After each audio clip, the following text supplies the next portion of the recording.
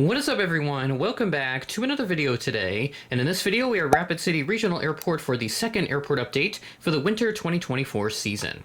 We got one brand new service coming to Rapid City, and we also have a new visitor as well, so let's go ahead and get into this update. Starting off at gate number 3, we have this American Eagle Embraer 175 coming in from Dallas-Fort Worth as flight 3649, operated by Envoy Air, at 11:32 a.m. had of a scheduled 11:57 a.m. arrival.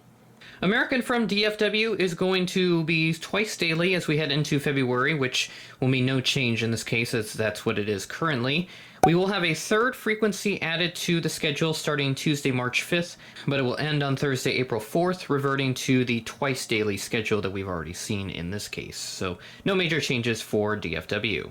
Over at gate number 7, we have this Allegiant Airbus A319 coming in from Las Vegas as flight 39 at 11:02 a.m. on Sunday, ahead of a scheduled 11:29 a.m. arrival on Sunday.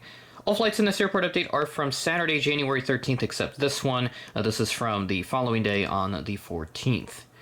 There's been a new service announced for Allegiant Air out of Rapid City. It will be heading to Orlando Sanford beginning on May 15th. A twice-weekly service operating on Wednesdays and Saturdays. So very exciting for Allegiant. And I'm kind of surprised that they didn't have Orlando Sanford out of Rapid City yet, as Sioux Falls has had that service for quite a while now.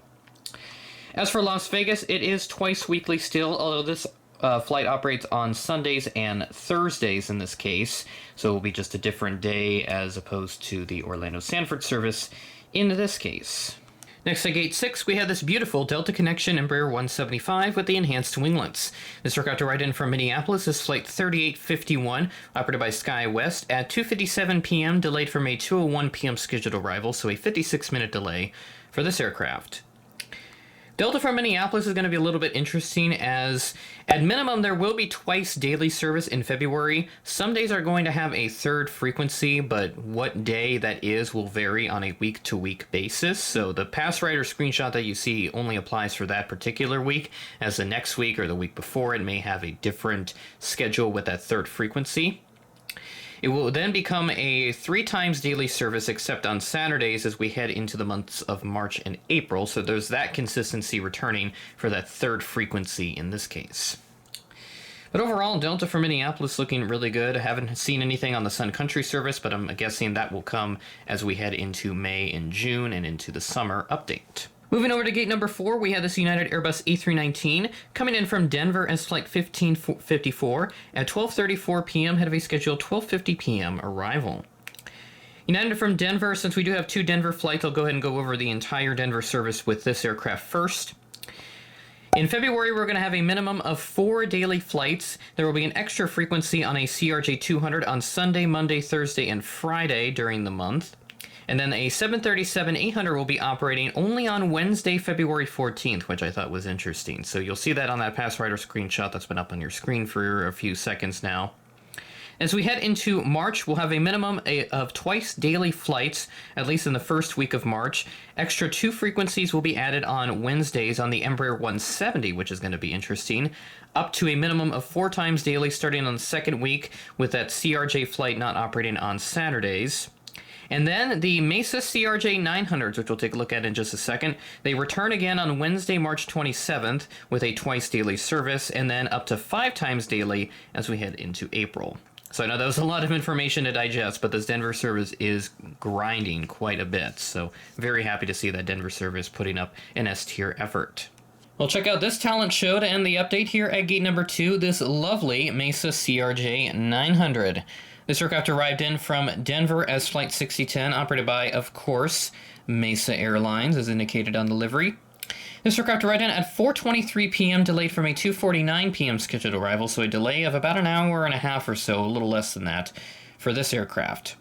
Kind of interesting that Mesa has been keeping the CRJ 900s in the Mesa House livery. I guess it would make sense to paint them into United Express colors, because that would just look weird, but we've seen crazier things happen, so what can you do?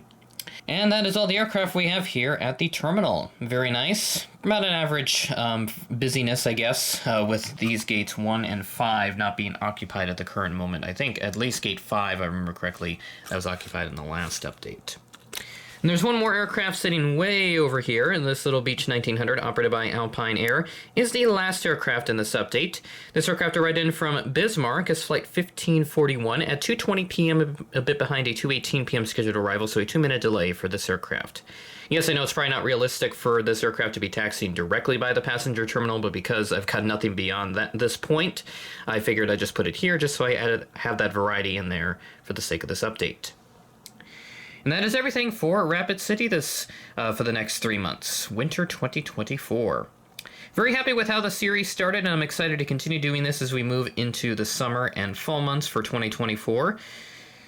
And maybe I'll upgrade this to a monthly series if the frequency becomes really interesting, if there's a lot more interesting stuff happening.